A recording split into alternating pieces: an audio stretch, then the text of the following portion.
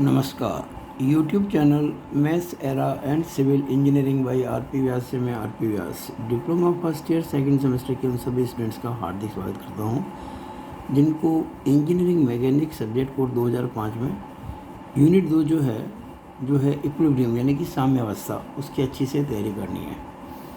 आज मैं आपके लिए इस वीडियो में एक बहुत ही अलग प्रकार का प्रश्न लेके आया हूँ।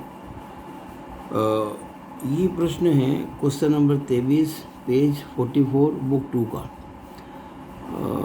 इसको मैंने नाम दिया है, क्वेश्चन को टाइटल दिया है ताड़ियों की साम्यावस्था, इक्विलिब्रियम ऑफ टाइस, TIES टाइस, जिसको तान छड़ बोलते हैं। इसमें टेंशन फोर्स होता है। एक्चुअली बुक 2 जो है उसमें ये क्वेश्चन यूनिट 1 में ले लिया है, जो मेरे हिसाब से सही नहीं है, क्योंकि जब ये क्वेश्चन करते हैं तो इसके अंदर काम आती है, जो प्रिंसिपल्स काम आते हैं वो साम्यावस्था के हैं, यानी कि संतुलन के, यानी कि जिसमें रिजल्टेंट 0 होता है। तो ये यूनिट 2 में आता है, यूनिट 1 में नहीं आता है। यूनिट 1 में तो हम फोर्स की बात करते हैं कि एक पॉइंट पर 2 फोर्स लग रहे हों, 3 लग रहे हों, 4 लग रहे हों, तो उनका रिजल्टेंट क्या होता है, रिजल्टेंट फोर्स की बात होती है यूनिट 1 के अंदर। और यूनिट 2 में है इक्विलिब्रियम, यानी कि रिजल्टेंट 0। तो ये जो क्वेश्चन बुक 2 में है, क्वेश्चन नंबर 23 पेज 44, देखिए मैं आपके लिए ये क्वेश्चन मैंने खोल के रखा हुआ है। ये पेज 44 देखिए आप, और क्वेश्चन नंबर 23, क्वेश्चन नंबर ये 23 देखिएगा। एक पहिए में समान कोण पर 6 ताड़ियाँ लगी हैं। यदि लगातार 4 ताड़ियों में तनाव बल, if tensile force in 4 consecutive ties are 4 Newton, 14 Newton, 18 Newton और 12 न्यूटन है, तो शेष जो ताड़ियाँ हैं, जो 2 बचेंगी ना, 6 में से 4 में फोर्स दे दिया, 2 में जो बाकी बची हुई है उसमें हमको टेंसाइल फोर्स ज्ञात करना है। ये क्वेश्चन आंसर दे रखिए 6 न्यूटन और 26 न्यूटन। ये क्वेश्चन इन्होंने यूनिट 1 में दे रखा है। देखिए इसकी यूनिट 2 यहाँ शुरू हो रही है इस बुक की, संतुलन की, और ये क्वेश्चन जो दिया है ये यूनिट 1 में दे दिया, जबकि ये क्वेश्चन यूनिट 2 में होना चाहिए था।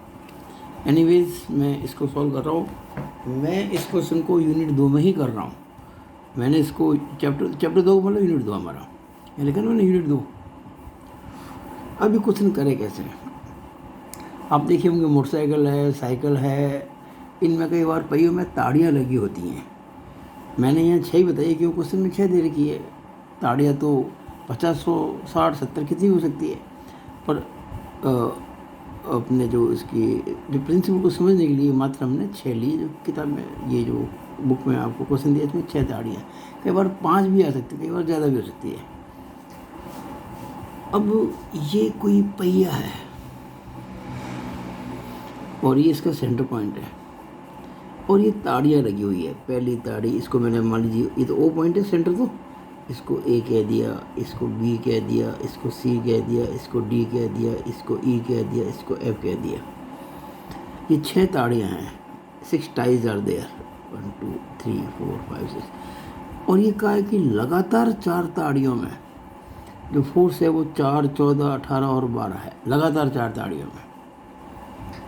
अब वो लगातार 4 कौन सी है? लगातार 4 तो कोई भी हो सकती है। जैसे मान लीजिए 1 2 3 4 5 6, मैं कह सकता हूँ ये 1 2 3 4 लगातार है, ये 2 अननोन बच गई। मैं कह सकता हूँ कि ये 1 2 3 4 है, ये 2 बच गई। मतलब कंटिन्यूस जो 4 है 6 में से, उनमें फोर्स दे रखा आपको, और बाकी 2 में आपको फाइंड करना है।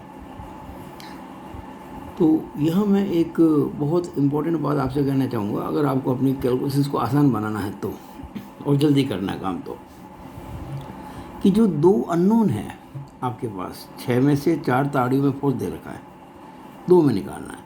तो जो 2 अननोन है ना, उन 2 में से एक अननोन को ज़रूर आप हॉरिजॉन्टल रखिएगा। एक अननोन को डेफिनेटली आपको हॉरिजॉन्टल रखना चाहिए। कैलकुलेशन बिल्कुल सिंपल हो जाएगी। कारण क्या, आपने जब इस अननोन को, जिसको मैंने T1 माना, हॉरिजॉन्टल रखा है, जब मैं इसका वर्टिकल कंपोनेंट लूँगा तो क्या आएगा, T1 sin 0 आएगा, और sin 0 0 होता है, तो T1 × 0 0 हो जाएगा, T1 खत्म हो जाएगा, हमारा T2 निकल जाएगा बड़ा आराम से। और एक बार जब T2 निकल जाएगा तो हॉरिजॉन्टल कंपोनेंट से बाद में हम T1 भी निकाल लेंगे। लेकिन कहीं आपने जैसे ही मैंने फिगर देखी, पास में फिगर और बनाया है, ये आपके लिए होम असाइनमेंट है।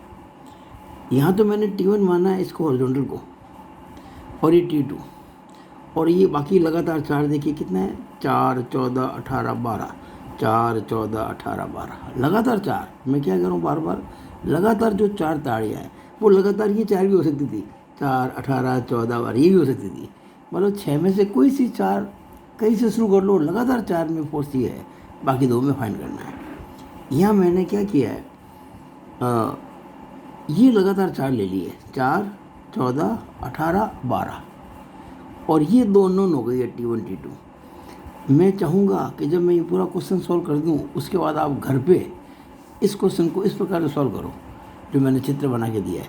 आंसर वही आएगा जो कि मेरा आ रहा है, वही आंसर आएंगे, लेकिन थोड़ा सा टिपिकल होगा। क्यों होगा अभी आपको समझाता हूँ। पहले अपन आसान तरीके से करते हैं। जब मैंने आपको किसी बिंदु पर कार्य कर रहे कई बलों का परिणाम ही समझाया था यूनिट 1 के अंदर, मैंने क्वेश्चन भी किया था, मुझे अच्छी तरह से याद है, जिसमें एक पंचभुज यानी कि रेगुलर पेंटागन सम पंचभुज कि एक कोणीय बिंदु से बाकी कोणीय बिंदु को और फोर्स लग रहे थे, हमें उनका परिणाम भी ज्ञात करना था। मैंने एक क्वेश्चन किया था, मुझे याद अच्छी तरह से, किसी डिमांड पर। तो उसमें क्या होता है कि आपको परिणाम ही निकालना होता है, और इसमें आपको परिणाम ही निकालना नहीं है क्योंकि परिणाम तो 0 होगा, साम्यावस्था है ना, तो इसलिए आप निकल जाएंगे। अब देखिए इसमें हमें करना क्या है। मैंने आपको एक बात बताई थी, जितने भी फोर्सेस होते हैं आपको जो दे रखे हैं, उन सब के हॉरिजॉन्टल डायरेक्शन की जो पॉजिटिव डायरेक्शन होती है, देखिएगा ये हॉरिजॉन्टल है, ये वर्टिकल है, ये हॉरिजॉन्टल की पॉजिटिव साइड है।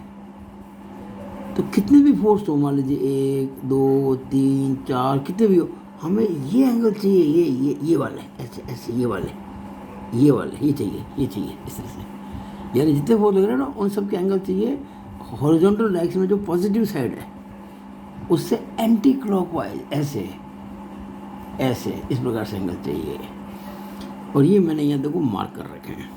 अच्छा, जब ये 6 ताड़ियाँ लगी हुई है, देयर आर 6 टाइज, तो हर एक के बीच में कोण कितना होगा, 60 डिग्री का। और भाई ये कोण होता है किसी सर्कल के सेंटर पर 360 डिग्री का, और ये 6 कोण में बढ़ गया ये मैटर। देखो पहला, दूसरा, तीसरा, चौथा, 5, 6, जब ये 6 कोण हैं, there are 6 angles and total is 360, then what is the value of 1 angle.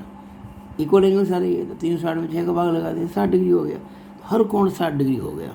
यानी ये जो आपके, ये तो हमने लिया हॉरिजॉन्टल। ये देखिए T2 है, देखो T2 4, T2 ये 4, फिर 14, 18, 14, 18, फिर 12, 12, इसका एंगल कितना हो जाएगा, 60 डिग्री। देखो लिख दिया मैंने 60 डिग्री। इसका 120 डिग्री, क्योंकि 60, 60, 120, फिर 180, फिर 240 और फिर 300 डिग्री, क्योंकि 60, 60 जोड़ते चले जाएंगे। अब आप जानते हैं कि किसी भी बिंदु पर जब कई सारे बल कार्य करते हैं, when many forces are acting at a point, तो उनका जो रिजल्टेंट R होता है, परिणामी R, वो इस सूत्र द्वारा दिया जाता है, √σ(h² + σv²). What is σ(h)? Sum of all the horizontal components of forces. And what is σv? Sum of all the vertical components of the forces. यानी कि सभी क्षैतिज बलों के ऊर्ध्वाधर घटकों का बीजीय योग, और ये सभी बलों के, एक्चुअली सिग्मा जो होता है सभी बलों के क्षैतिज घटकों का बीजीय योग, ये होता है सभी बलों के ऊर्ध्वाधर घटकों का बीजीय योग। इंग्लिश में बोलूँ तो सिग्मा होता है algebraic sum of all horizontal components of the forces, और ये है algebraic sum of all vertical components of the forces. ये आर का फॉर्मूला होता है, लेकिन हमें आर नहीं निकालना। आर तो हम जानते हैं 0 होता है, क्योंकि यहाँ बात चल रही है साम्यावस्था की। देखिए जब किसी पहिए में ताड़ियाँ लगी है, नेचुरली वो ताड़ियाँ अपने आप को एक दूसरे को बैलेंस कर रही है। अगर ये साम्यावस्था में नहीं होती तो टूट जाती। हमें यहाँ रिजल्टेंट नहीं निकालना, हमें पता है कि रिजल्टेंट 0 होगा। तो R 0 कब होता है? जब सिग्मा, अगर ये 0 होगा और ये भी 0 होगा तभी तो R 0 होगा। तो R 0 होने के लिए कंडीशन मैंने आपको बताई दी इस चैप्टर के अंदर, शुरुआत के वीडियो के अंदर। सिग्मा H बराबर 0 होगा और सिग्मा V बराबर 0 होगा, तभी तो R 0 आएगा। अब पहले मैंने सिग्मा V लिया है, इसका एक कारण है। अगर मैं पहले सिग्मा H लेता यानी हॉरिजॉन्टल लेता, उसमें T1 भी आता, T2 भी आता। T1 T2 दोनों अननोन है, क्योंकि T1 cos 0 होता तो T1 आता, T2 cos 60 लेते तो T2 × 1/2 आता। दो अननोन आते। मैं चाहता हूँ कि एक ही अननोन आए। तो अगर मैं पहले वर्टिकल ले लेता हूँ, इसका मतलब नहीं कि आप पहले हॉरिजॉन्टल नहीं ले सकते, बिल्कुल ले सकते हैं। एक इक्वेशन बनेगी T1 T2 में, और बाद में वर्टिकल से जो आपके आंसर आएगा इसका T2 का, वो 1 में रख के आंसर निकाल देंगे। पर मैं चाहता हूँ ऐसे दो अननोन क्यों लें अपन, तो मैंने सिग्मा V 0 लिया। सिग्मा V का मतलब क्या होता है, हमेशा उसमें साइन आता है, ये आपको अच्छी तरह पता होना चाहिए। देखिएगा, अगर ये कोई F फोर्स है और ये एंगल है हॉरिजॉन्टल से थीटा, तो हॉरिजॉन्टल कंपोनेंट जो होता है ये F cos थीटा होता है, और जो वर्टिकल कंपोनेंट होता है वो F sin थीटा होता है। ये आपको हम पहले समझा चुके थे, अच्छी तरह से मुझे याद है। तो शुरू करते हैं। सिग्मा V बराबर 0। फोर्सेस क्या हैं? T1 T2 4 14 18 12। T1 T2 4 14 18 12। ठीक है। अब लगाएंगे साइन। यहाँ शुरुआत यहाँ से कर रही है तो हॉरिजॉन्टल है, एंगल कितना है 0 डिग्री, तो साइन 0, फिर साइन 60, फिर 60 जोड़ते जाओ, साइन 120, साइन 180, साइन 240, साइन 360। अब हम वैल्यू पुट करेंगे एंगल्स की। तो T1 इंटू, आप जानते हैं साइन 0 0 होता है, देखिए T1 इंटू 0 हो गया। फिर T2 इंटू साइन 60 √3/2 होता है। फिर 4 इंटू साइन 120 √3/2 होगा। Sine 120 is equal to sine 180 minus 60 यानी कि साइन 60 यानी कि √3/2। फिर 14 इंटू साइन 180, साइन 180 0 होता है। 18 इंटू ये हो जाएगा साइन 240 माइनस √3/2, क्योंकि साइन 240 होता है, साइन 180 प्लस 60 और साइन 180 प्लस थीटा होता है माइनस साइन थीटा यानी कि माइनस साइन 60 यानी कि माइनस √3/2। और आखिर में आएगा आपके साइन 300, लास्ट में साइन 300 डिग्री। देखिए आप ये देखिए 12 साइन 300, साइन 300 मैं कहूँगा साइन 360 माइनस 60 यानी कि साइन माइनस 60 यानी कि माइनस साइन 60 यानी कि माइनस √3/2। वैसे आप अगर इतना नहीं प्रैक्टिस है आपकी फर्स्ट सेम की जो ट्रिग्नोमेट्री से, तो डायरेक्ट आप कैलकुलेटर से निकाल सकते, पर ये √3 में नहीं आएगा, फिर वो पॉइंट्स में आएगा। अब देखिए ये तो भाई 0 हो गया, T1 तो ये 0 हो गया। अब मैंने √3/2 देखिए सब में कॉमन आ रहा है, तो मैंने √3/2 कॉमन ले लिया। क्या बचेगा? T2 प्लस 4, वो देखिए माइनस इंटू प्लस माइनस 18 और प्लस इंटू माइनस 12, और ये 14 इंटू 0 तो 0 ही होता है, बराबर 0। अब देखिए ये T2 माइनस 26 कहाँ से आया? माइनस 18 माइनस 12 कितने? माइनस 30 और प्लस 4 माइनस 26 बराबर 0। क्यों 0? 0 है, ये भी 0 है, ये भी 0 है, और जब 0 हो जाएगा और 0 में जब √3/2 का भाग लगाएंगे, तो यहाँ √3/2 जो है गुणा हो रहा है, इससे भाग लगाएंगे 0 हो जाएगा। तो T2 माइनस 26 की वैल्यू 0 आ जाएगी। इससे T2 आ गया 26 न्यूटन। अब मैं सिग्मा H बराबर 0 लगा रहा हूँ, तो सिग्मा H में भी सारे फोर्सेस वही होंगे, T1 T2 4 14 18 12, T1 T2 4 14 18 और 12। लेकिन इस बार जो एंगल होंगे वो सब कॉस के साथ आएंगे। एंगल तो वही है 0 60 वगैरह, लेकिन इस बार कॉस, तो cos 0, cos 60, cos 120, cos 180, cos 240, cos 300। आप जानते हैं कॉस 0 1 होता है, कॉस 60 1/2 होता है, कॉस 120 माइनस 1/2 होता है, कॉस 180 माइनस 1 होता है, कॉस 240 माइनस 1/2 और कॉस 300 1/2 होता है। तो T1 into 1 T1 plus T2। अब मैं T2 देखिए 26 निकाल चुका था, वो T2 मैंने यहाँ काम में ले लिया 26 इंटू 1/2। फिर plus into minus, minus 4/2 2, plus minus minus 14, plus minus minus 18/2 9 और प्लस 12/2 6। अब ये T1 और 26 से 2 का भाग लगाओ 13, और माइनस ये कितने 25 हो गए, क्यों कि 9 और 14 23 से 2 25, तो प्लस का वो 6 है। अब प्लस के कितने रह गए 13 और 6 19, माइनस के 25 बराबर 0 चल रहा है, तो T1 और 19 माइनस 25 माइनस 6 होता है बराबर 0, तो T1 बराबर 6 आ गया। इसका मतलब T1 की वैल्यू 6 और T2 की वैल्यू 26। ये हमारा आंसर आ गया, जो बुक में भी दे रखा है, हमने भी निकाल दिया। अब मैं आपसे जो मैंने आपको एक होम असाइनमेंट दिया आप लोगों को, मैं चाहता हूँ कि आप करो। देखिए अगर आप इसको करते हैं और आप अगर इसमें सिग्मा एच बराबर 0 करते हैं, तो 12 cos 0 plus T1 cos 60 plus T2 cos 120 plus 4 cos 180 plus 14 cos 240 और प्लस 18 कॉस 300 आएगा बराबर 0।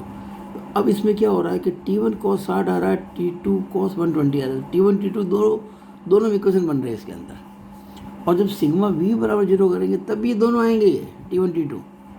तो आपके पास में T1 T2 की 2 समीकरण आएगी। You have 2 equations in T1 and T2, और उनको जब सॉल्व करेंगे तो आंसर आएगा T1 T2 का। आएगा आंसर यही, एग्जैक्टली ये आंसर आएंगे, ध्यान रखना।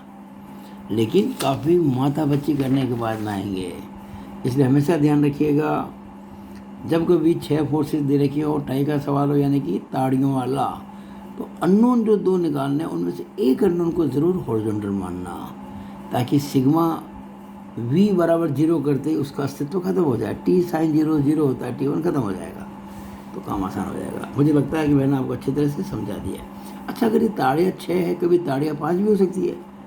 अगर ताड़ियाँ 5 होती मान लीजिए, तो उस केस में फिर क्या होता, इस तरह से कुछ होता, एंगल 5 होते, 2 3 4 और 5, और उस केस में इसको मानता हॉरिजॉन्टल, और 360 में आप भाग लगाते 5 का तो आता 72 डिग्री, तो ये इसको मानता हॉरिजॉन्टल, तो ये एंगल कितना होता 72